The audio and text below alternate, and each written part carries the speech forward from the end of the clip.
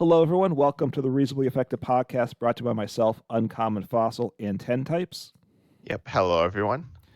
And today I think we're going to talk Pokemon TCG. We're going to talk about buffs and nerfs to cards. We might have touched on some of this before, but going to take a look at some of the better decks, some of the better cards in format, think about how to maybe make things a little more balanced, and also how to take some cards that we think could and should be made better, without going crazy. So anything else you want to say for the concept we're talking about today? Not really. I guess at the time of recording this, Shroud Fable, It's out. just came out, and then the new set Stellar Crown is a month away, so we're not really going to be talking about that. But there are, I think, a few cards I want to refer to. There. Yeah. I mean, I'm kind of assuming we're kind of taking Twilight Masquerade as kind of, since that just wrapped up a couple days ago at the time of recording.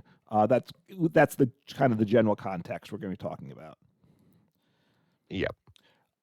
So the first thing I was thinking, let's present a couple cards that we think are fairly balanced, just before we talk about making things better or worse, just to give a sense of perspective, right? Obviously, there's some cards we think are too good. Every card shouldn't be of equal strength in the game. That there's too many cards for that. But to me, a fair card is NTV, and I like NTV. It's a fire Pokemon. It's a lot of fun to play with, but 230 HP. You know what it does. Fleet-footed, can draw a card when it's in the active. That ability is honestly not very significant to the value of the Pokemon, but it's a little plus.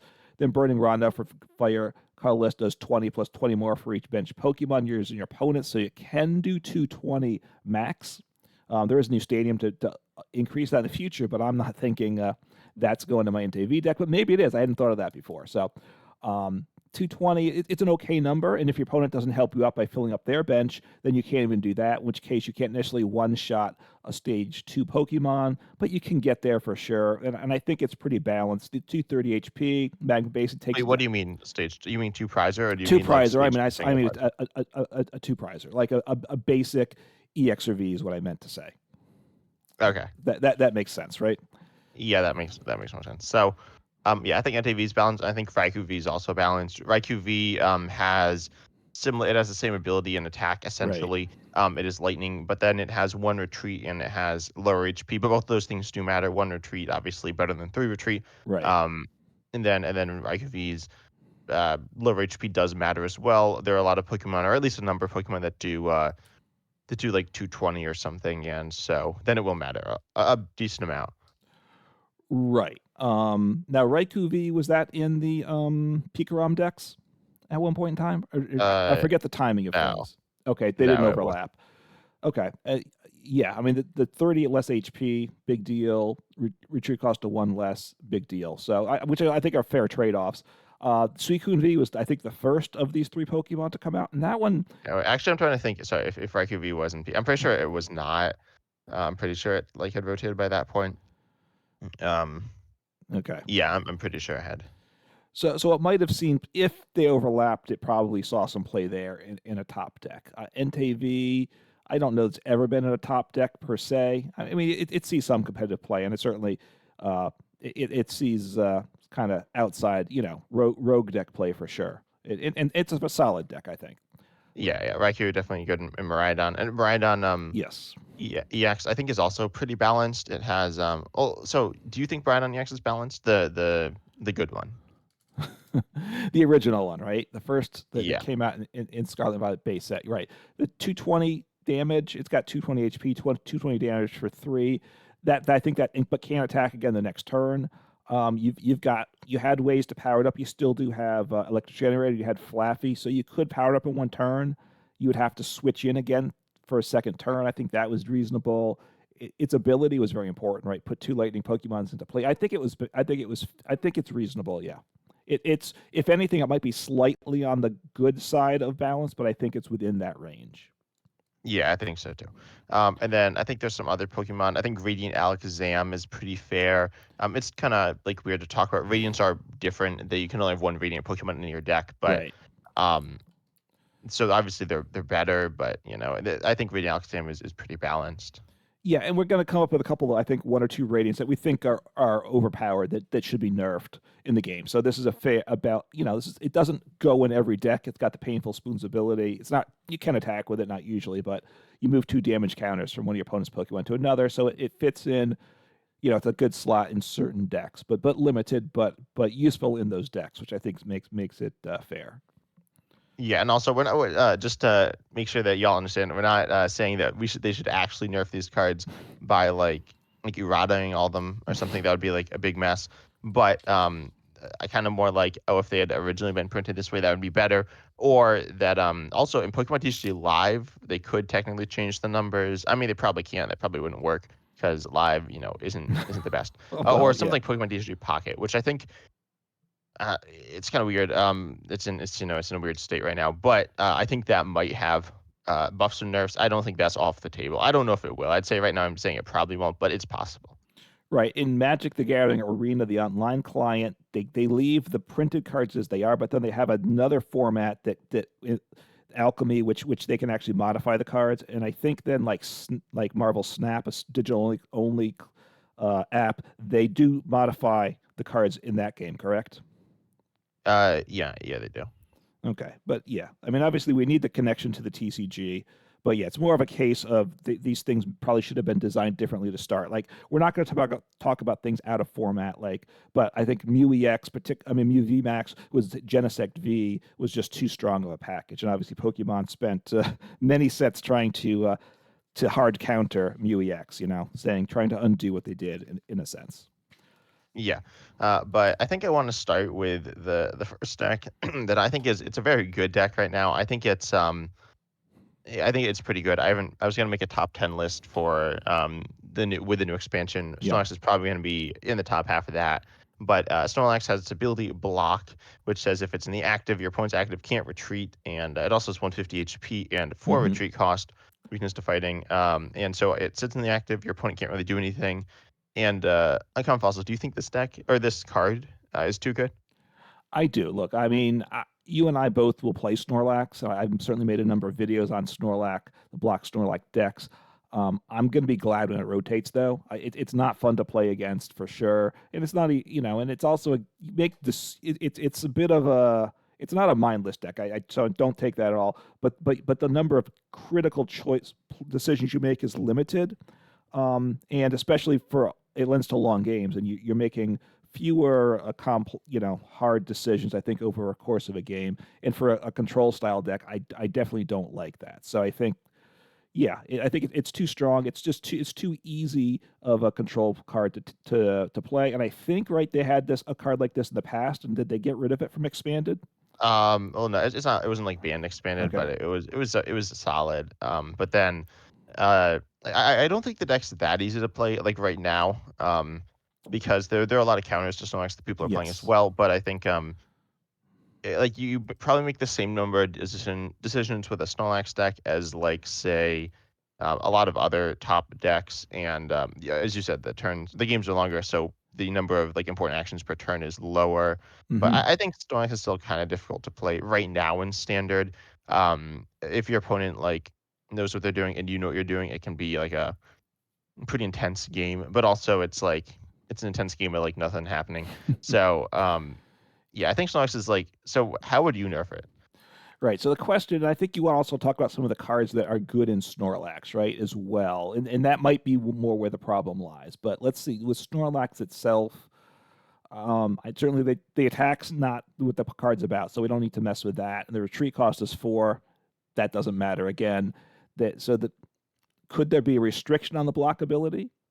That obviously would be one way to go. I know it just changes the card so drastically, but like if it only worked against rule box Pokemon or something, maybe.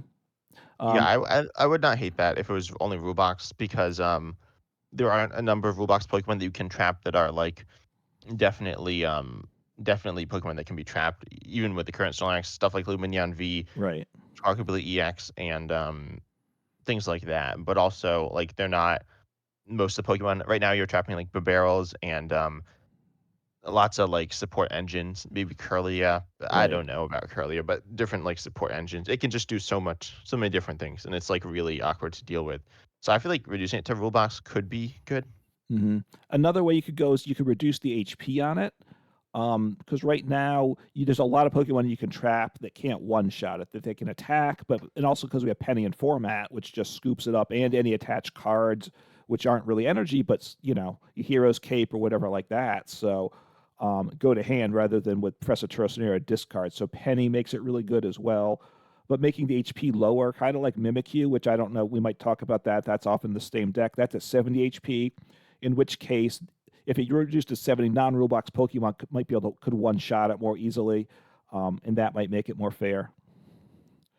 Yeah, I feel like it would still be like about as annoying though. Like same Pokemon. I don't know. I could say even like lowering it to like 30 and it would still be okay. Um, because the like most Pokemon are still like the Pokemon that you're trapping are the ones that can't really attack at all. Yeah, Um, obviously, a lot of people call it Snorlax stall. Stall is like like penny looping and things like that. So right. you'll lose the stall aspect of Snorlax, but you can still like boss trap stuff. Um, and you can do that pretty like about as well. I mean, you can do that. I mean, exactly as well. Without the stall element. So and then I feel like it's still about as good. Like reducing the HP. Obviously, it's worse, but not, I feel like it's not that much worse. Okay. I mean, part of it is with one of the things with Snorlax is you don't mind giving up prizes. In fact, you want to. One of the things I've learned with Snorlax that was an early mistake is you want to get knocked out early on. Like penny looping, like trying to penny loop before I give up a prize is usually a big mistake. You want to get behind in prizes in large part because counter catcher, right? So the fact that these are in format together maybe is not a good thing, right? Once you're behind, now you can essentially boss up a card with counter catcher and play supporter every turn, and that's just super powerful. Maybe that's too good a combo. Yeah, maybe. I feel like counter catchers like it's really good in control decks, and it's helped them out like so much. I feel like counter catchers like really good. It's probably too good, but I personally wouldn't nerf it. Like I feel like it doesn't need to be worth. It's kind of interesting in the way it is. I'd probably like nerf some of the trapping cards because like trapping options are really like kind of like too good.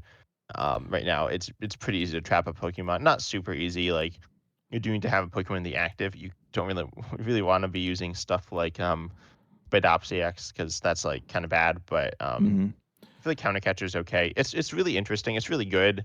But and you look at it in decks like Charizard EX and Gardevoir EX, very good decks, and they Yeah. are able to use counter catcher well. But I feel like it doesn't like it makes the game more interesting, which to me is like good.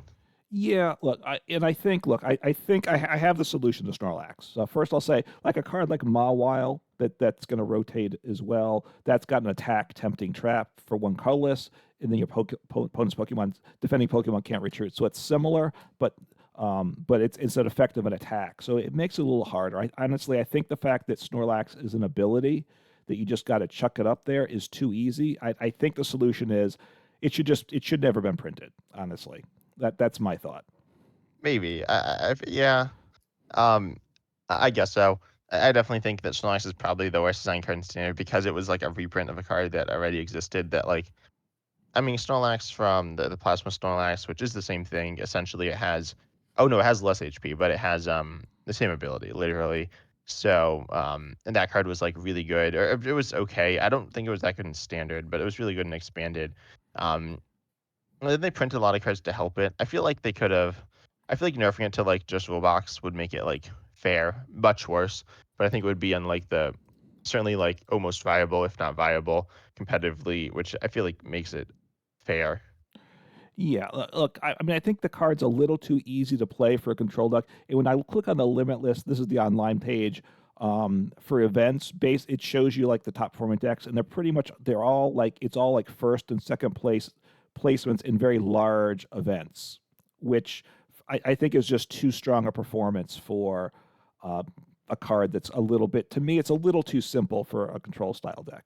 And of course, there are a ton of cards that go along in the deck that they just keep printing on every set, which I don't like that either. That one kind of leaves me puzzling what they've done. Yeah, they printed a lot of cards to help it. I think that's like part of the issue. Like cards like Accompanying Flute directly helps it. Accompanying Yeah. Flute says look at the top 5 or reveal the top 5 cards of your opponent's deck. You may choose any number of basic Pokemon you find them and put those onto their bench. Um, I feel like so I don't like this card because it's random, but also it's like annoying to have to deal with. And so I think Accompanying Flute probably like shouldn't have been. It definitely helped Snorlax. It doesn't really make sense to print it. Like the only deck you'd play this card in is Snorlax. Realistically, like there are other decks that helps out some. Might see playing Palkia V Star with the next expansion, where that becomes better with Air Zero Underdumps, but also like it's really a Snorlax card, right? And then same thing with Right. Eric's Invitation. I think Eric's Invitation is like definitely exclusively a Snorlax card. I've never seen it in any other deck or control card, I should Right. say. Apparently it's seeing play in Iron Hands, like future decks, but I've never seen that. Right. I mean, there are Pidgeot control decks, which I feel better about those decks because they're a little more complex to navigate, which I think is a good thing for a deck that's trying to just lock down your opponent. I Yeah, think but what Snorlax. about Snorlax Pidgeot? Uh, y- I mean, at least you're making a little more decisions. I don't look. Look, I don't. I'm not a big fan of Snorlax. I think Yeah, accompanying no, me. flute. I think accompanying flute should have been a supporter. Then it would be okay. The fact that you can do that and supporter again isn't great. I mean, because it's just too strong. You don't hit it like every time, but you play 3 accompanying flutes. You're probably getting something in play that now you can get stuck, and your opponent probably going to play as one Professor Turo scenario, and you may have just won the game. So I don't love that. They Misfortune Sisters. We got Erica's Invitation. It's too much, too strong stuff. And Handheld Fan now is actually, I think, pretty strong in the deck. At that point, I don't think handheld fans that good. I think I've cut it from my Snorlax. I mean, I was playing Snorlax mhm, because it's pretty good for ladder grinding, but then I stopped because it has certain issues. yeah, Um, in standard. I think it's top 5 still. Top 5 best deck in the game. One in Snorlax. the top 5. Yeah, but I don't think it's the first. I don't think it's number 1. Hmm. I think it was number 1 before Child of Fable, but it was number 1 and number 2, but now I don't think it's there, but um yeah, anyway, I think let's move on to some other decks, right? Okay. Yep, that's fair enough. And I think Pidgeot V is too strong. I actually take some issue with Rotom V as well. I don't know if you want to talk about that now or later. Sure. Yeah, let's talk about Charizard EX, I think. Charizard Pidgeot. There are a few decks you want or a few cards you want to talk about. So you want to talk about Rotom V? Yeah, hang on a second. I gotta what you talk about Rotom V while I call up Charizard here. Yeah, so Rotom V has its ability instant charge. Well, it has an attack, but that's bad. Yeah, I don't. I know you like the attack, but it's kind of trash. But Oh, come I mean, it's on. not stupid. It's not trash, but it's not. It's what's it called? I thought it was like a junk something. It's not junk something. Scrap short. Scrap short. But anyway, it's not very good. But then instant charge is your ability. Once during your turn, you can draw 3 cards. But I don't know why it says once during your turn. But if you use this ability, your turn ends.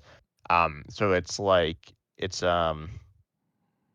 I don't know, it's kind of like an attack, right? But you can use it from your bench Right. and then draws 3. And we see cards like Cleffa, which are like attacks. I assume you don't think Cleffa is too good. Um, No, I think that's fair in the game.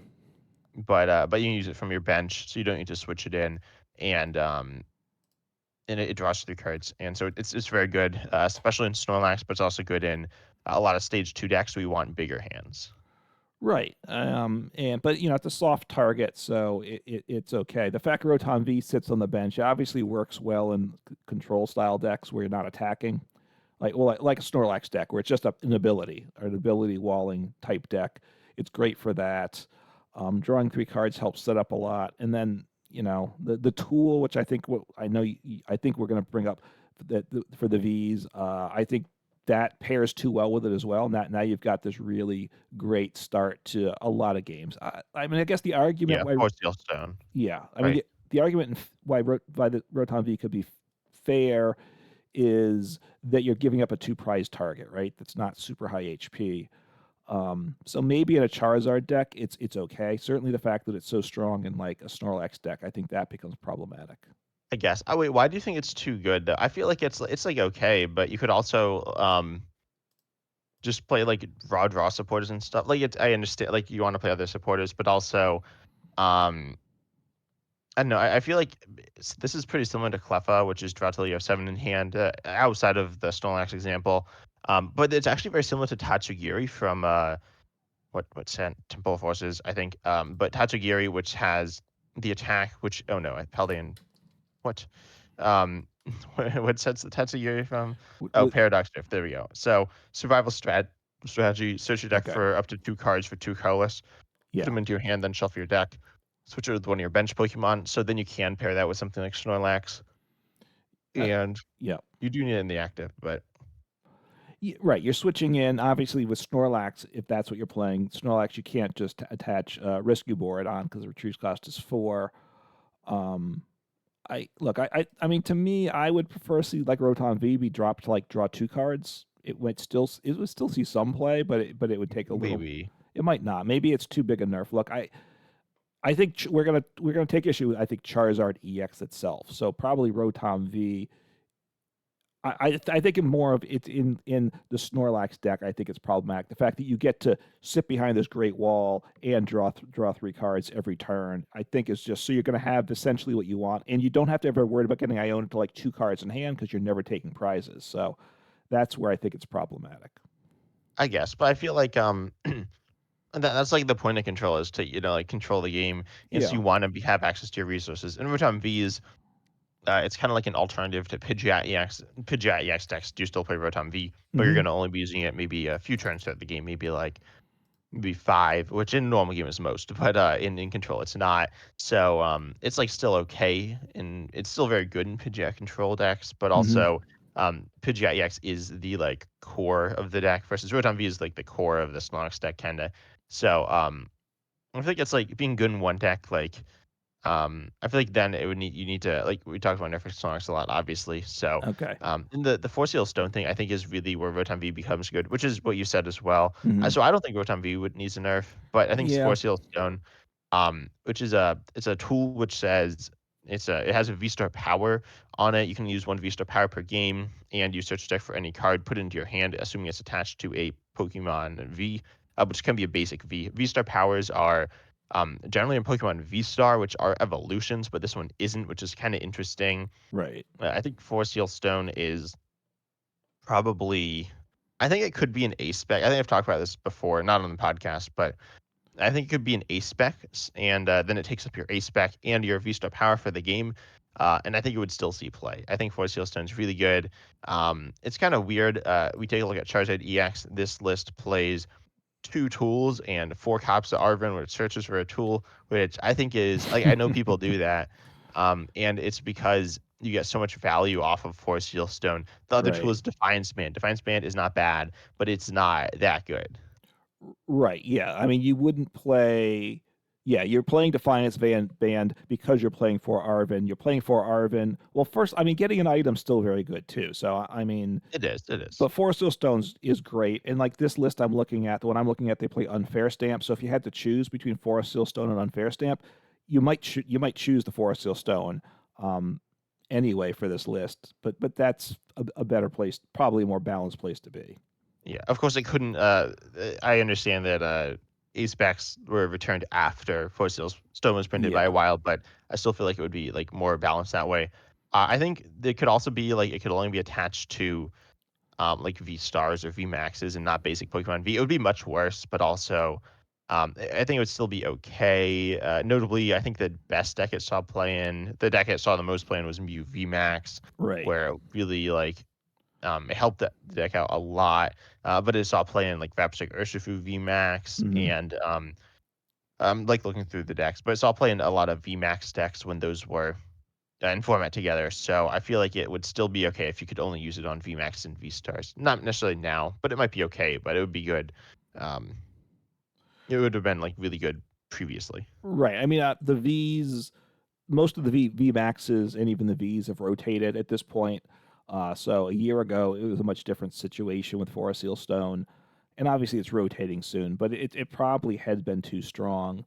Um, yeah, yeah, actually making it for maybe evolution Pokemon, that would have been an interesting Yeah. move to see. Evolution Vs, right? Yeah, Or evolution any of V's. them. Yeah, so V Maxes or V Stars, I would think you give them the option on V Max as well, probably.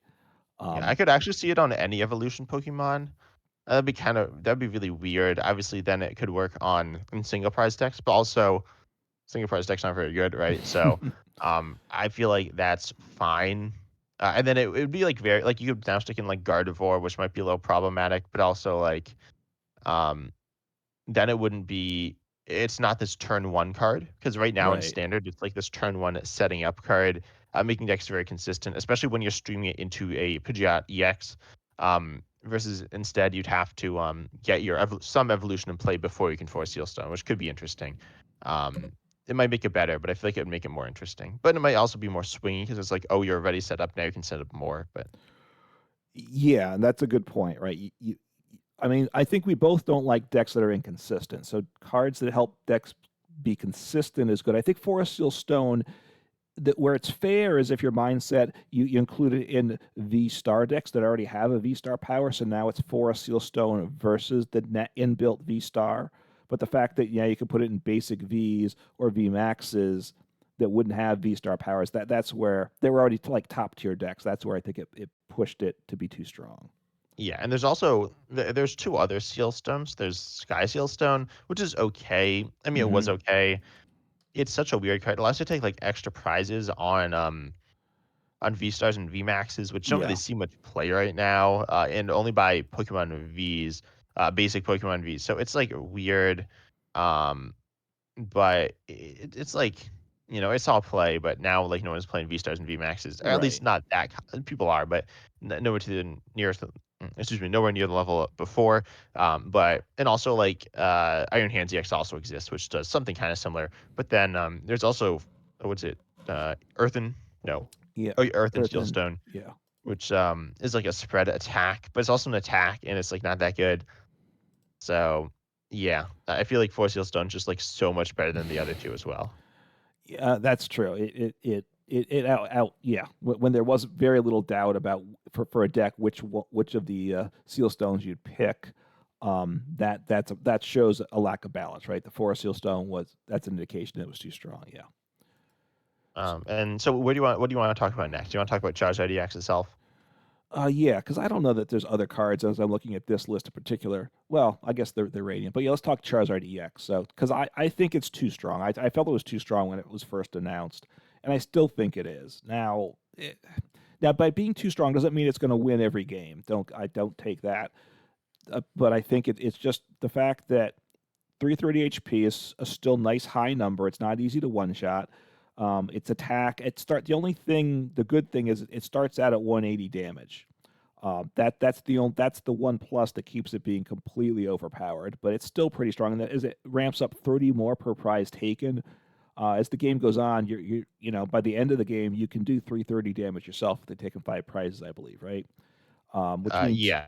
if they've taken 4 prizes, then you're doing 300, I guess. So, and that's pretty rough, I think, honestly. And then the ability is what with that attack is just too, I think, too much. That you can accelerate up to 3 basic energies when you play it from hand to evolve your Pokemon, which you can do whether or not using Rare Candy. The only time it wouldn't work is if you used TM Evolution. So obviously you don't want to use that to go into the Charizard EX unless the energy is not an issue. But the fact is, its attack cost is 2, so I get 2 energies on that and a third energy. And I've been starting to play Charizard again more recently. So one of the things that happens, as long as I just have my Pokemon in the active with a retreat cost of 1, I can retreat it out as well. I don't have to worry about a switch, and that's a big deal too. So I honestly think the 3 energies is part of the problem with this card. Yeah, so what do you nerf it to then? um, I would probably just let it accelerate 2 energies. I'm thinking. I think the damage numbers are okay. I might drop down the HP on the Pokemon.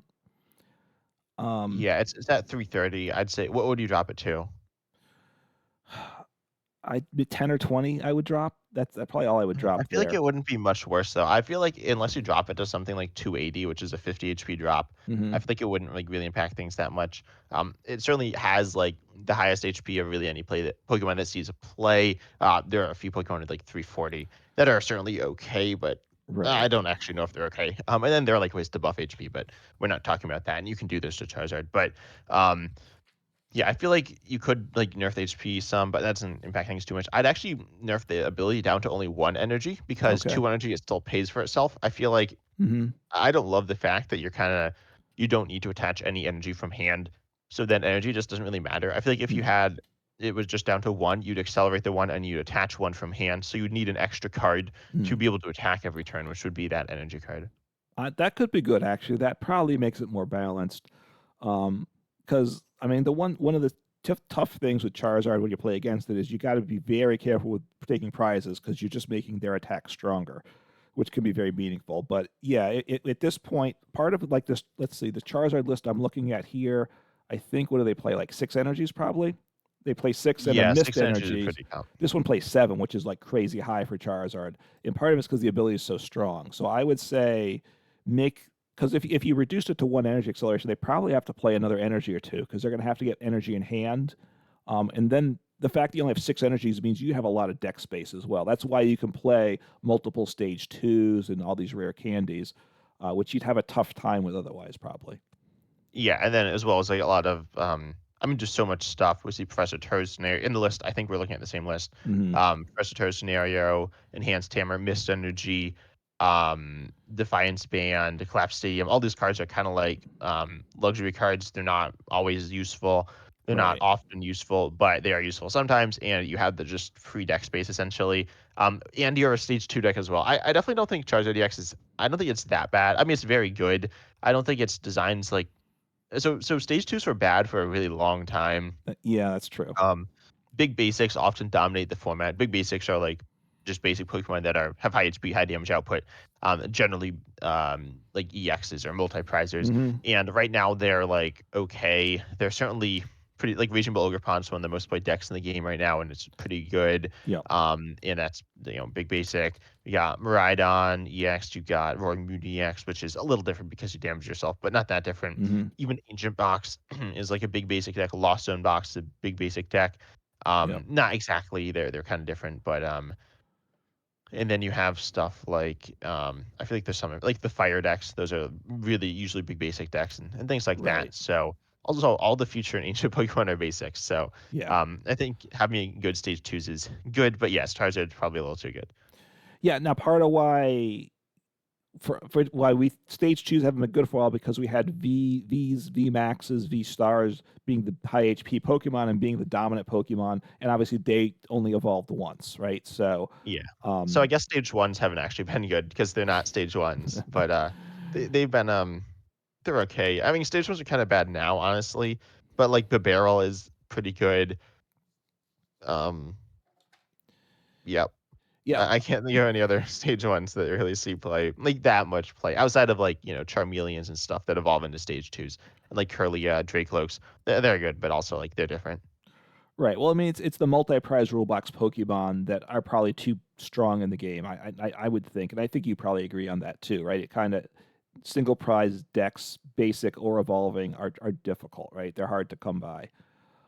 I would say. I mean, look with the V Maxes and the V Stars, you can kind of think of them as stage ones, right? They're not, but they're it's a single Yeah, evolution, so it's they're pretty comparable to like a stage one EX in a lot of ways. So um, you just couldn't. So for 3 years, you only had the only stage twos were single prize in the game, and you had these high HP Pokemon that did damage that you couldn't get up set up really a stage two single prize deck really and have much hope. yeah. The only ones that saw play. I'm just gonna go take a quick look at what. Let's see. Let's do the Silver Tempest meta. Hmm. We of course so Archeop's still in standard, but that one was good. But like that's not really a stage two. You don't play the basic or the stage one. Right. And then there were it was the Inteleons, but they were support Pokemon, and you played the stage one, and the stage one was not the only reason why it was good, but the big reason. Right. Um, then you also had that's about it here, but there was like Decidueye, but that had Hmm. like an auto win against like half the decks in the game. So like Right. that's also kind of different. And then there's things like There was the single strike Beedrill, right? oh yeah, which she didn't play the basic. And there's the Exactly. Empoleon as well, which she also didn't play the basic. There's Ludicolo here, which supported a big Mm. basic. There was this is really hard to find stage twos. Yeah, no, and like Ludicolo, like Ludicolo is like kind of good, but Right. But again, um, but that was again a support Pokemon. It buffed in that case a lot of times like your Suicune or your Palk, right? Something like that, or yeah, did Suicune. basic. So Oh, Obstagoon also saw play, and Rillaboom. Like there's some Pokemon, but they're also not super good, and also, right. um, yeah. Yeah. So anyway, I think so. Charizard, I don't mind having stage two is good. I definitely like it. Do you think Pidgeot EX is too good? That's a really good question. I think it's borderline too good. I think it's probably okay. I mean, they saved it by making quick search only being able to be used once per turn, right? If you could do multiple, I guess. I think it'd be too much. And I was a big fan of well, the Malamar, the Rapid Strike. I know, and but the reason I bring that up is that the Artillery was important in that deck, and that was also only once per deck, as a Once per searching turn. once per turn. That one I don't think needed that restriction. I don't think I think No, yeah, I don't think it was okay. I mean if you went to the bother of getting a second Artillery set up, I don't think the Rapid Strike decks would be overpowered here. Searching for multiple cards every turn, I think would be too much. Obviously, we have it with the Thwacky, right, with its ability to search. But that one's, from my experience thus far, is not easy to set up. So I think that has it's balanced by just its awkwardness. Whereas this, you could get two Pidgeot EXs set up over the course of a game a lot of times, and searching for any two cards, I think might just be too much. Maybe. I feel like I mean two Pidgeots, then it is obviously very good, but also like it's kind of awkward to set up. It would be very good in Yeah. control though. Um, I think it's a little the one thing I don't like about Pidgeot, yeah, actually I'm playing against it. Hmm. It's like Iono, it's not useless, but if your opponent needs a card to win, Yeah. there are a lot of times you're like Iono, my opponent needs boss to win. Now like Iono's not doing anything, and there aren't really any ways to counter Pidgeot EX. Right. There's Iron Thorns EX, and Iron Thorns EX is like okay, but Pidgeot EX like yeah, that's really the only counter. I Hmm. could actually see increasing its retreat cost. Yeah, that's what I was Um, thinking. Because the fact that it's a pivot as well, that adds a lot of value in these decks. So to make the Pidgeot player make another decision, maybe add a pivot card, which makes things worse, or having to figure out knowing what they're. The fact you could just send up Pidgeot and then just figure out your turn after that, I think is a bit too much. Yeah, yeah, and I also think generally we talk about control and how that's kind of annoying, but also I think it is um, kind of important thing in the game to be able to trap support Pokemon to buy yourself a turn, and Yeah. also you could trap them with, and then or you could like boss it up and then send Flutter Mane to the active where now it turns off their ability. Hmm. But if you do it with Pidgeot, they literally just retreat and then use their ability, so that doesn't like do anything. Right. So you could technically do something, but it's pretty bad. So so Pidgeot, yes, I feel like making it just one retreat. I get why it has free retreat. Um, Also, I do think it's very important that it has like low HP because the Yeah. lowest I think it's lowest HP for stage two EX in standard. I'm just gonna real quick check that. But yeah, obviously, I think it's a good card, but I think it's okay. Yeah, I mean, they kept the HP low and they kept the attack not very good. So I would say, adding a retreat cost of at least one would change it if we're concerned. I think it's like at the high end of fair, though, myself. And I think you kind of agree. Yeah. Now I want to talk about another card that I mentioned a few times, which is Iron Thorns EX, which is to me that card is not good. Well, it's good. It's not. You were It's just not playing a. that, weren't you? I was because it's too good. I don't know if it's too good, but it's Iron Thorns EX. It has an attack which is mediocre, but it has its ability initialization. As long as it's in the active Pokemon with the rule box in play, both yours and your opponents have no abilities except for future Pokemon. Which is kind of like funny. It's so that Yeah. it doesn't like counter itself. But anyways, so Iron Thorns EX is it's pretty good. If you look at the meta right now, it counters. I'm just gonna go through the decks. Gardevoir counters Yep. Gardevoir EX. Raging Bolt Ogerpon counters Check. Yep. Pumas Ogerpon EX. Lugia Archeops, yes, it definitely beats Got that. it. You should not be losing that matchup if you're playing Iron Thorns, unless they play like a canceling clone. Draco, which probably plays Ogerpon. It does not counter Lost Zone, but it does counter Charge of Pidgeot. It doesn't counter Dragapult. But I mean, there might be like Right. Pidgeot EX as well. Then Chimpap Excalibur. I guess it doesn't. it kind of counters that. It's not like um, an auto win is not an auto loss. Snorlax, it does counter the Rotom V, and also they're not boss trapping anything if you're just playing Iron Thorn GX. And Right. then the Miraidon, we can go down the list. It counters mostly a lot of the top decks though. Yeah. To the point where you can't. There is not really any counterplay outside of maybe Fluttermane slash Klefki, but also like those are Yeah. kind of sketchy. So I feel like Iron Thorn GX isn't like interesting. It doesn't have much counterplay. Um, and so like Path to the Peak it was a stadium with essentially the same effect as Iron Thorn GX's ability. Right. That card was definitively too good, right? Yeah, I think it was too easy to just kind of ruin people's game plans for too many decks. So, Yeah, and it was like definitely. I'm pretty sure it's definitely the best. Oh no, it's not the best stadium ever. I don't know. It's pretty close. Broken Time Space is really good. I don't know, like, but that's literally as broken as name. Like that card is probably the most broken card ever. Um, maybe not. It's pretty absurd. But like in the modern era, it's like pretty clearly the best stadium, Path of the Peak. So, yeah, I yeah. feel like Iron Thorns. I don't know. Would you nerf it, or do you think it's like too, I don't know, good or too annoying? I think it's too annoying. I don't like its design that much. Yeah, it's pretty annoying. I mean, it's pretty rough, right? It's part of what I don't like is it's super matchup dependent, right? It's got a lot of auto win matchups, and then it's got a few matchups that aren't auto wins, in which case sometimes they become super struggles to win for you to win because your damage output's pretty low. It's 140. You probably have a double turbo attached. You're doing 120. Um, the And one then you thing, move the energy. right? And if you have another Pokemon on the bench, then it's gonna be potentially a struggle to chain attacks. You do have the future booster energy capsule. You have things to do, but it's certainly more awkward. The positive side to Iron Thorn, because I played it some myself, is because it moves energy to the bench, it gets a little tricky with that whole sequencing, which is the interesting part. I think it's a little more interesting deck to play than the Snorlax deck. The Snorlax gets interesting games at times, but the interesting game is largely dependent upon what your opponent does to counter you. Whereas Iron I think Thorns, Snorlax is more interesting than Iron Thorns. I feel like to me, like Iron Thorns EX, you're not making many decisions.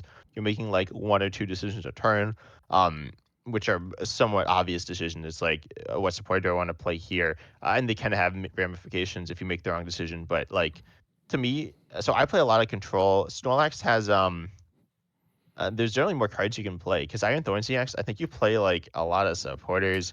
So yeah, let me call up a list I mean, you play a here. lot of supporters and control. Oh yeah, so Iron Thorns EX, it's like list. It's The number of unique cards is really It's low. probably a lot of four ofs, right? Because you're really top decking. It's a four Pokegear deck, which I kind of like, but that means you're just top decking and get four Arven, four Boss, four Colress, three Judge, three Aerate. As I'm looking through this list, so it's a lot of four ofs, and it's a four hammer deck. This list, and if hammers aren't good, I don't think anybody likes to see hammers. Yeah, specifically crushing hammer. There are different hammers. I feel like enhanced hammer is That's like true. I feel like people don't really. I feel like that's like a pretty fair card. I Yeah. mean, crushing hammer might be fair, but it's also random. But yeah, and then like Snorlax has a lot of different like moving pieces. Um, if you aren't careful, you can lose. Because you can just like I don't know. I feel like Snorlax takes a lot of like opponent's deck knowledge. Iron Thorns EX doesn't. Like you're not gonna accidentally play the wrong Pokemon You because you got one can. So Pokemon. Yeah. I feel like Snorlax is harder. I think to me Snorlax is a hard deck to play. Maybe I mean I don't know. A lot of the top decks are like kind of hard to play. To me, it's harder than most. It's like if you can play it like well though, it's really good. Versus like Iron Thorns EX, you just kind of stick it there. Like if you're playing Lugia and you're playing against Iron Thorns EX, um, the player not playing Iron Thorns EX is also like kind of in control of the game, or they're the one making the difficult decisions. That's true. I like Iron Thorns. Your decision is, do I bench a second Iron Thorns or not? Because that whole energy movement can be very problematic, and you might miss attacks.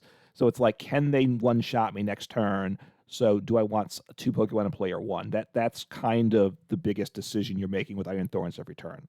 Honestly, but Yeah, but honestly, you also want Pokemon in play. Like you can if you're gonna Team Turbo Energize, which is really good in the deck, then you will Iron Thorns. You need to play a second one. So I feel like you generally have a second one, and then it's mhm. like I know there's some kind of interesting decisions, but not that many.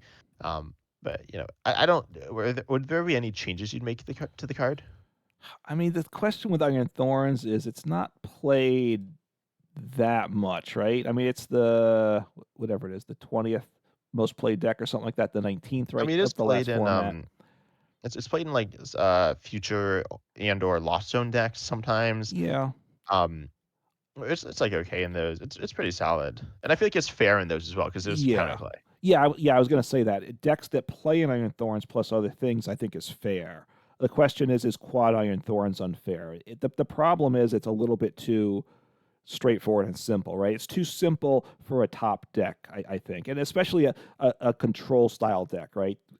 Being simple and good, I think is probably not the combination I like. That's why I don't like Snorlax. Again, both Quad Thorns and Snorlax are both above 50% win rate, which most of the decks are not. So to me, having a simple control deck shouldn't that wins a lot. That's not a combo I'm in favor of. Yeah. Oh, I got an idea. So there's a card, the Great Tusk EX. Is there one? No, there's two. I The think, the yeah. bad Great Tusk, the newer one, Hmm. has an ability. No, yes. It says if it's in play, or I think if it's in the active, you discard the top 5 cards of your deck. So add that onto Iron Thorns EX's ability. Maybe not five, Hmm. or I can make it into an attack. But I think it would be an ability that says its initialization, same thing, like stops abilities, but Hmm. then you're discarding cards from your own deck. So you have a timer. So this encourages you to do one of two things. One is don't leave it in the active too long. You can get it out of there once you Right. got some more powerful attacker set up. Or two, you need to win the game quickly before you lose. So I think it'll make it like Iron Thorns feels like these long games that just kind of like go on and are really boring. And I think you could do the same thing with Snorlax actually, where you like self mill yourself, which is Hmm. bad. Like there are certain reasons to self mill, but not usually. So you have a wall, but then there's some downside, like actively happening to you as well. Yeah, I mean the other thing, which I think the fact it's a future Pokemon's a bit of a problem because the Future Booster Energy Capsule really makes it work. If it With didn't, the switching, right? right, which it needs, and they gave it retreat cost of 4 to make it problematic. So if you didn't have the tool with it, but you had to have a switch card or just a regular switch every turn to make attacks happen, then it's a lot more balanced. Then you're going to struggle. You're going to miss attacks along the way, and your opponent has a much better chance of pulling it off. So I think that tool is a big deal. Plus, it gives you back that 20 more damage. And getting to 180 versus, I mean, 140 versus 120 is a big deal because if you're hitting 140, then you double 2 hits, you're doing 280, you're taking a lot multi-prize knockouts then pretty regularly in a lot of matchups. And that's a big deal, right? If you had to be down at 120 every time, you're three-shotting like that 280 HP Pokemon, and gives your opponent a lot more time to navigate things as well. Yeah. So I think Iron Thorns though it's not like super good. Um, but it's like it feels pretty fair in decks that that it's not like the only Pokemon in, but then in the quad Iron Yeah. Thorns deck it's like not fun. Well, I think maybe we want the rule you can't play a deck that only has one Pokemon in it. So you I can't guess play I feel Quad like Thorns, you can't play Quad Snorlax with yeah, nothing but no one's else. playing Quad Snorlax. I That's mean, true. that might not be true. There are probably people playing Quad Snorlax, but I Yeah. don't know. I mean, that's like kind of weird. I know. I know. That actually could be like fair.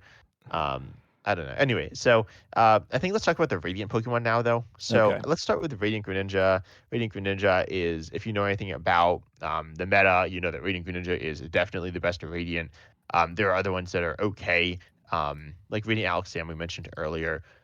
But Radiant Greninja Right. has two parts to it. It has its ability. By the way, it has 130 HP, which is on the higher end for the Radiants. Actually, that might not be true, but Well, there's yeah. certainly some that are lower than it. There's some that are higher, but it's solid for certainly a Pokemon, a Hmm. basic Pokemon. By concealed cards, you can discard an energy from your hand, and then you get to draw 2 cards, which is that's pretty good. Then we have Moonlight Yeah. Shuriken for 3 energies, 2 water, and a colorless. Discard 2 energies from this Pokemon, and it does 90 to your opponent's Pokemon. Um, Yeah. that's pretty good. I think the attack isn't too good. I think it's like fair. I think it's definitely one of the best attacks on Radiant Pokemon. Most of them are pretty boring and bad, but also Hmm. I think it's okay. And obviously you're not going to use it in like other type decks that aren't water. Well, you attack with it in Lost Zone potentially, which isn't a water Well, deck yeah, per but that has se. water energy. No, I get it, but it's not a water It's probably deck though. mostly water. Yeah. Depending on the build, water and it could just be the water psychic, right? If it's Radiant Greninja, Cramorant, and Sableye, right? That was an older style way to build that deck, right? Yeah. So look, I think the attack is actually part of the problem, though. Look, the ability you discard one, draw two. It's very good. It's on a basic. I mean, one energy, right? So it's restricted energy. That part's good, but most decks play a bunch of energy. So when a basic with that discard one, draw two ability is pushing being too good.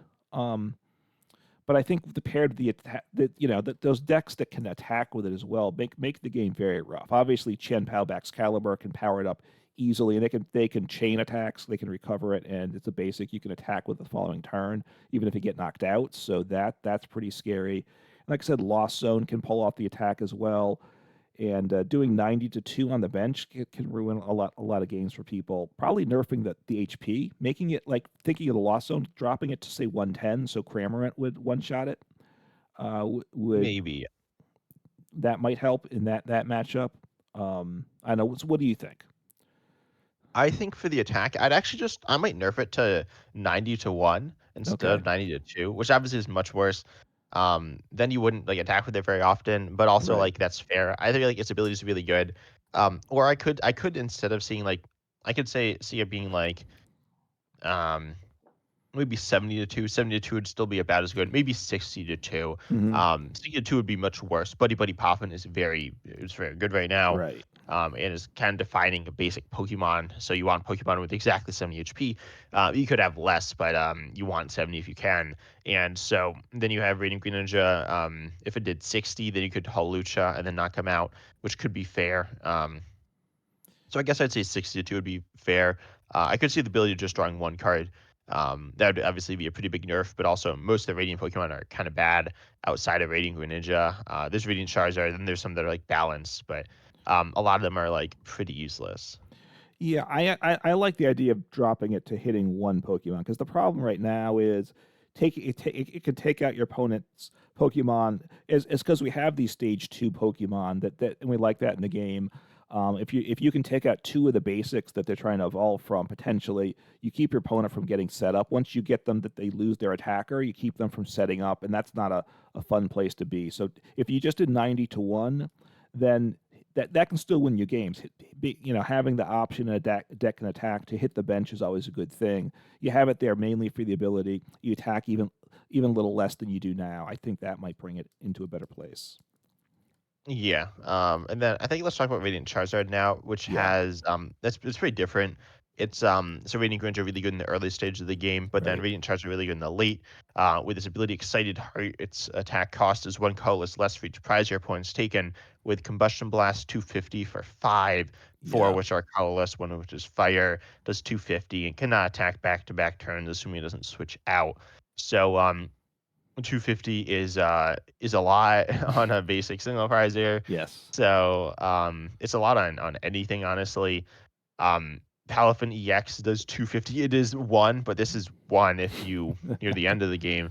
And that's a Right. stage two. It's a stage one multi-prizer, but really it's like not a stage one. It's closer to a stage two than a stage one because it's pretty awkward getting to play. Right. So yeah, Yeah, I that's think really good. Also, Blood Moon Liniax, I want to mention, it's pretty similar. It's a single, or it's not a single pricer. It's not a Radiant, so you can play it in any deck.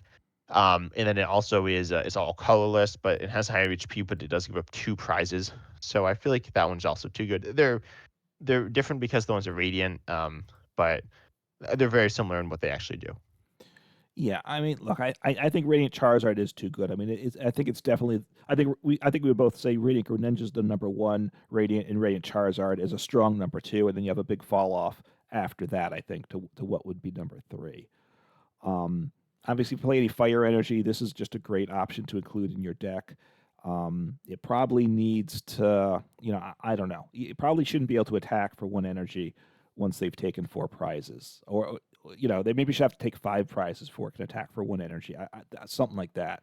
I Yeah, that'd probably be fair. Yeah, I feel like it's not like super broken right now. It's pretty good, and kind of annoying to play around. But I think, yeah, increase it by 1 Carlos. And I'd also do that for Bloom Ursa Luna EX, especially because that can use double Turbo Energy. It does hit slightly less damage, but Right. yeah, I feel like that would be fair, just increasing it by 1 Carlos, which actually it changes it some, certainly. But in like Charizard EX, you can accelerate energies, so it's not that big of a deal. But like in Charizard DX, you can do this. You can literally do this turn 2. That's pretty absurd. Like that's probably not happening. You need to attach both of the first 2 turns and then accelerate, but that is possible. I guess you could technically not attach either turn and then double Charizard DX, but like I've not seen that ever. So Yeah, you're probably yeah, that's not probably not happening. I haven't played a ton of decks with Blood Moon Ursaluna EX, so I don't have a ton of experience. And I honestly haven't seen a lot of people playing it when I matched on the ladder. It's very it's been a handful of games I've only probably ever seen it played against me as well. well, I think it's because people like either quit or I don't know if you quit much. I sometimes quit though. Hmm. I try not to because it's like kind of toxic. But people quit a lot on ladder, and it's an end That's game card. yeah, So like you don't see it. People definitely just like toss down Radiant Charizard. It's a single prizer, so it's not that bad. You should generally save it till later on. But I definitely see it like tossed down. Blue Mercy next. I definitely see. I mean, I play it a bunch as well. It's really good. I mean, it can literally go in any deck because it's maybe not every deck, but pretty much any deck. It can literally attack for free. So right. yeah, I feel like increasing it by 1 colorless, though both of them would be pretty fair. Okay. That might be right. I certainly think Radiant Charizard, maybe for Blood Moon Ursaluna. I am glad that it's 240, not 250. Probably doesn't matter, but it probably it helps some. Certainly against the V's with the tool that gives you 30, right? So now you could just Yeah, hit it choice spell, or I was gonna say Defiant Span, but yeah, for hitting V stars, right for V stars perfectly too. great. So 240 versus 250 was probably that was a smart decision on that. Yeah, but now I actually want to talk about some cards I think need buffs. Okay. I don't know if they need buffs, but I want to talk about the Ogerpons, and I guess we'll talk about Regional Ogerpon. But I want to talk about the Ogerpons first. There's 5 of them, but there's 4 EXs. I'm not gonna read out what they all do because I don't want to do that. But wait, Ogre's Mask is spelled differently? Okay. So I want to specifically talk about the Ogerpon deck with the Ogre's Mask. Ogre's Mask says it switches a Pokemon EX and play. It switches one of your Ogerpon EXs in play with one of your Ogerpon EXs in the discard. And then you keep the stuff on it, Right. including the energies, which is in damage counters. So it's kind of interesting. The idea is there's 4 of them. There's the grass one, which accelerates energy to it and also does draw you cards, which is certainly strong in the game right now. Yep. There's the water one, which has 2 attacks. The first attack is a retreat stopping attack. The second attack is a snipe slash spread attack, kind of like Radiant Greninja, but it is a 2-prizer. And then Hmm. there's the fighting one, Cornerstone Master Ogerpon EX, which walls ability Pokemon. It has a very usable attack. And then there's the fire one, which is bad. It's not actually completely useless, but if I'm looking at just limitless, straightforward competitive database, okay, the fighting one hasn't seen that much play. It definitely sees play. These haven't been in too many tournaments, but like the other 3 have seen play. The fire one Yeah. has not. It has 2 attacks. The first one, Wrathful Hearth, does for Fire colorless 20 reach damage counter on this Pokemon with 0 base damage. So if you're hit into and not knocked out, it is very good.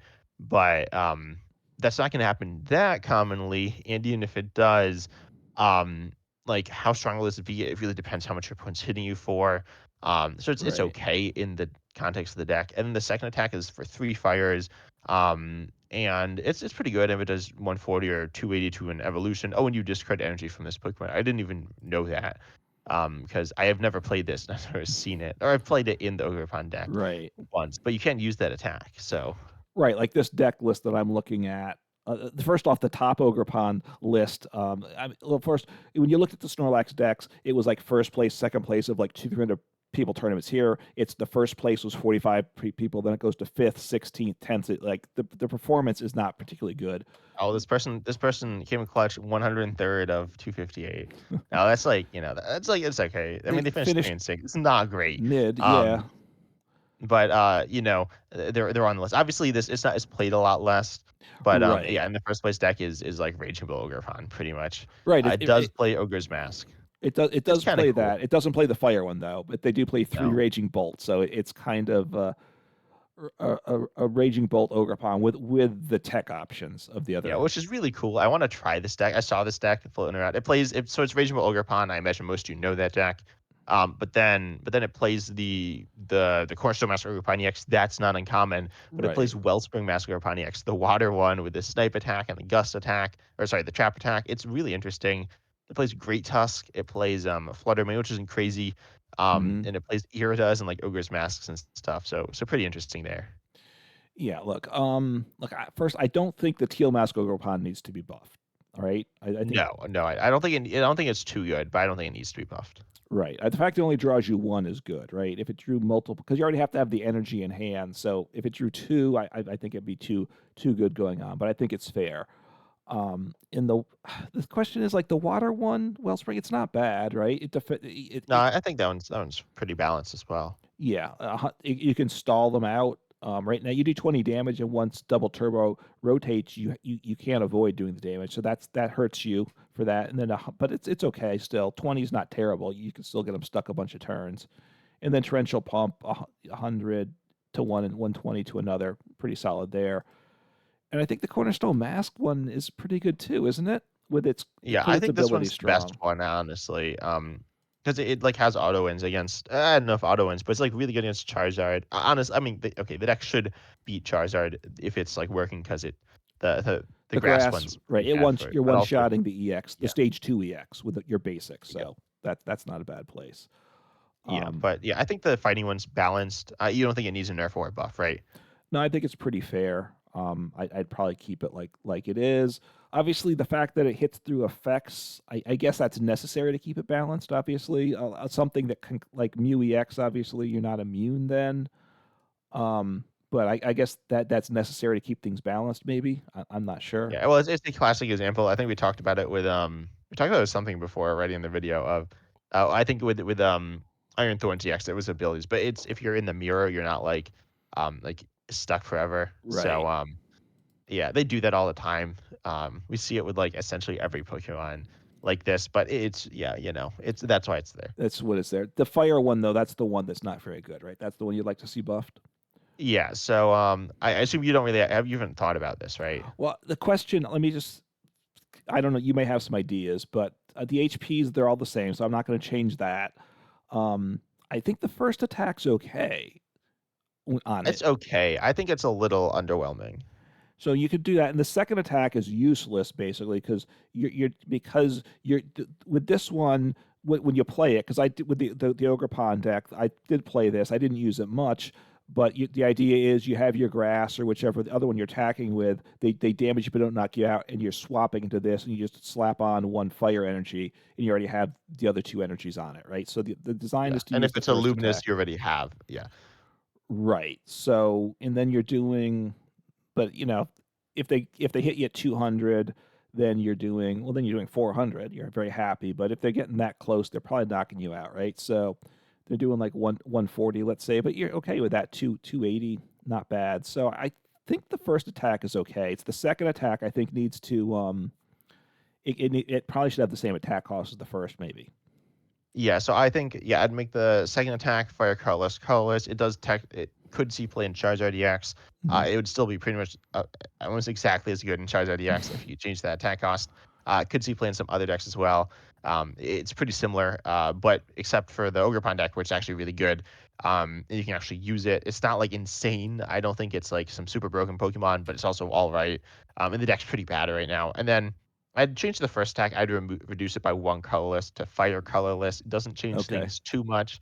I think the one interesting thing is because most of the time you will be getting one-shotted, but with the fighting Ogerpon, a lot of Pokemon, Charizard EX probably one-shotting you, right? But it's not because you're not being hit by Charizard EX. So then they go in with their uh Charmanders or whatever. They go in with whatever, and some Pokemon that's potentially not one-shotting you, and then you Hmm. can switch.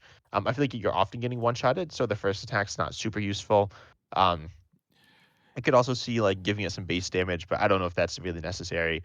Generally, attacks like this are bad, right? I think. Yeah, generally they are. I mean, Like well, it's similar to the old Reshazard, right? Yeah, that's the only one that I would. That's the one I was thinking of. Reshiram and Charizard tag team, which is 30 base and 10 more for each damage to counter attached to it, and you would definitely use it for the 30 base, right? Like it's not good, but it also is your cheapest attack, right? Right. So, And the Pokemon was very tanky, right? It was what 270 HP, I think. yeah, it was pretty tanky. Would generally survive hits, but certainly would get one shot sometimes, and depends on the deck and matchup and stuff. Right, but there weren't that many Pokemon that had higher HP at that time, right?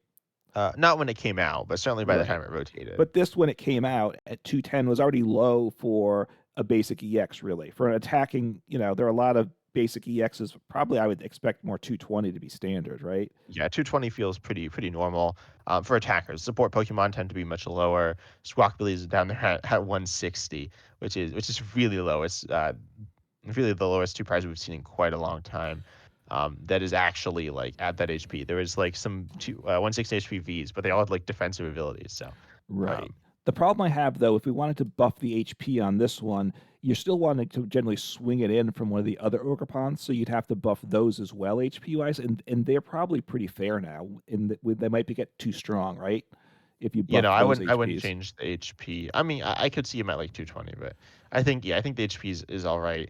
and But I'm yeah, I could see it being like 30 base damage or something like just that. increasing the wrathful hearth a little bit. Um, Yeah. yeah, 30 plus 20 per.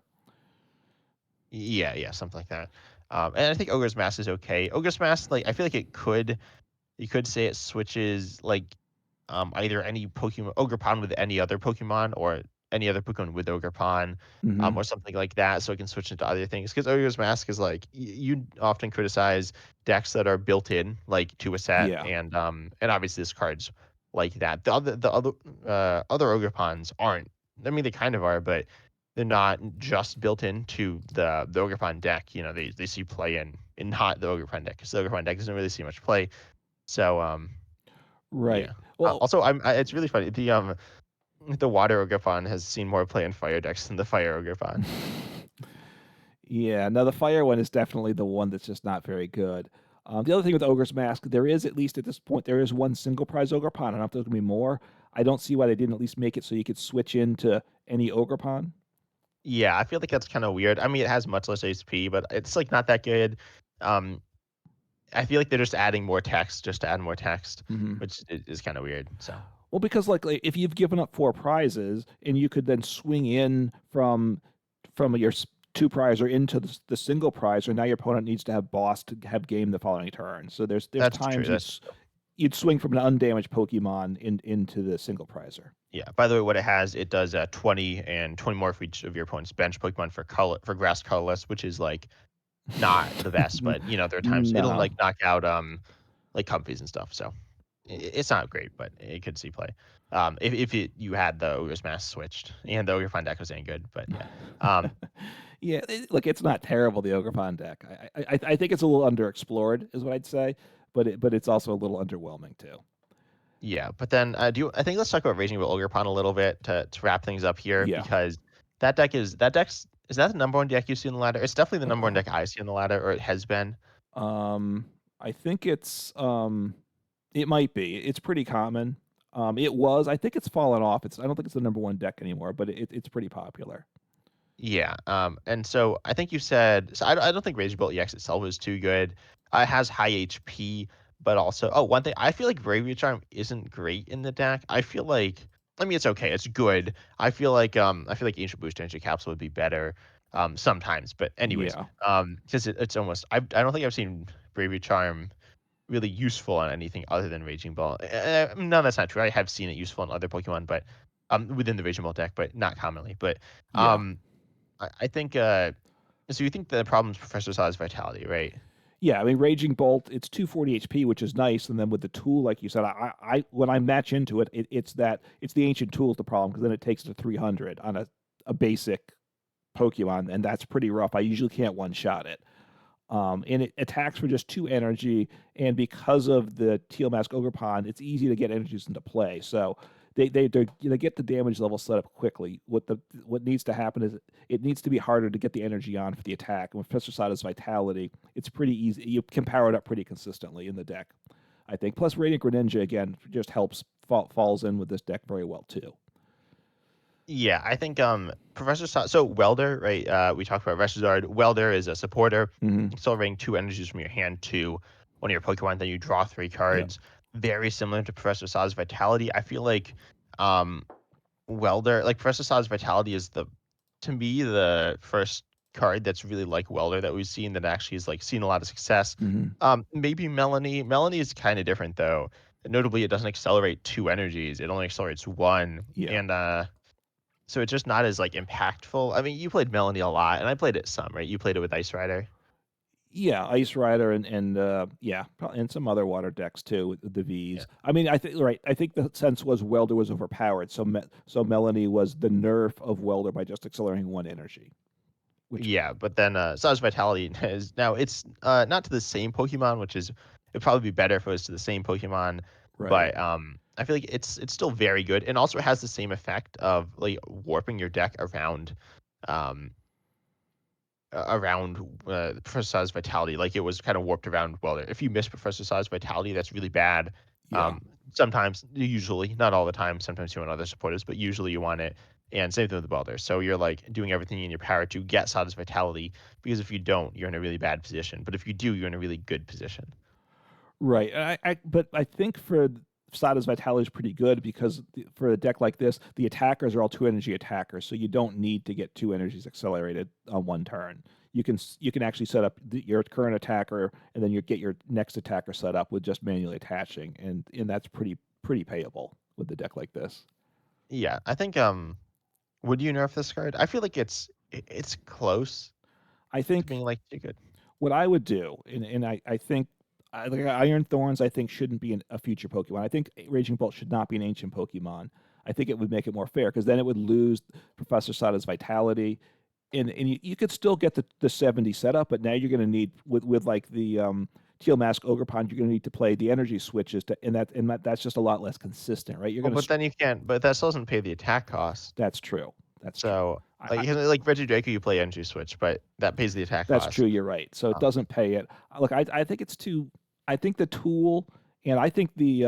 I mean, I think the tool is a problem as well. I know like this top deck doesn't play it, but I think the tool's tough, and I do think Sada's Vitality is just a little. It makes it too easy to work. I think yeah, for I my could see taste. nerfing its HP. Like, its HP is really high for a basic EX. It's 240. Bloodmore's Linux is 260. Maybe that should be nerfed. I didn't say that, but 240 Yeah. is quite high. I could see it even at like 200.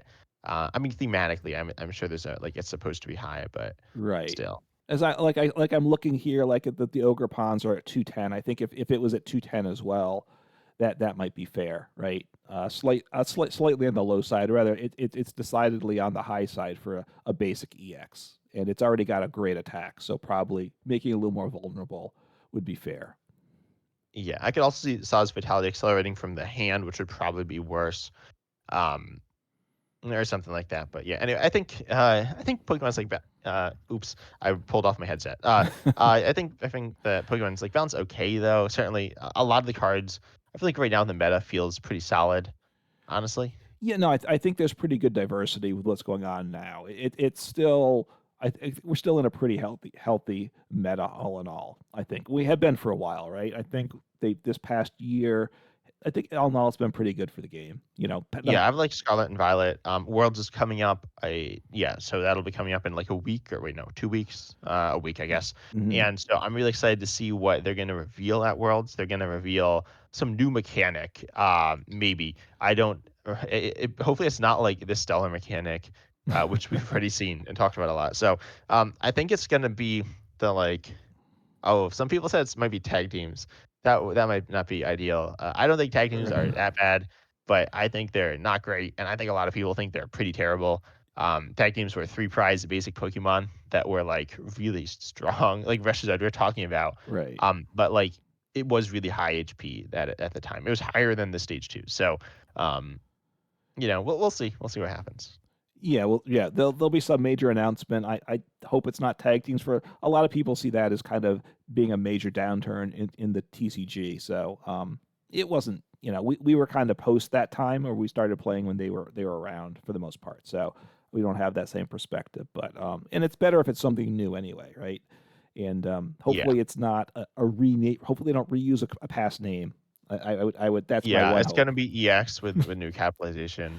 It'll be a Um, lowercase e, uppercase x now. yeah, or it'll be like spelled out phonetically, so it's like EEEX or something like that. So, yeah, who knows? But I no, I think it's gonna be. It might be like the partner Pokemon or something where it's like, uh, I Yeah, can't think of any. well, like with a Like trainer in their Pokemon. like the trainers. Oh, like Lance's Charizard V. There we go. Yeah, That card is that in standard? I think I don't remember. I It don't. is not. No, it is not. I mean, as far as Um, actual gameplay was, it was never in standard, right? Because what? it was never played. No one ever played it. Oh, Is what I I mean guess there. not. I'm looking. It's like kind of it's 200 for 3 energies and has 220 HP. It's I mean it's the same as like Charizard kind of, but no. Yeah. Anyway, so that's all for today's video, though, or podcast, I should say. We are on YouTube, though, youtube.com, at 10 types or at Uncommon Fossil. You can check us out there. And you can comment down below your thoughts on the cards that you would nerf or you would buff. And also, we hope you enjoyed. Consider liking and subscribing to our channels. And also, you can check us out on podcast platforms as well, if that's how you'd rather listen to us. But we hope you enjoyed, and we're excited to see you in the next episode. Take care.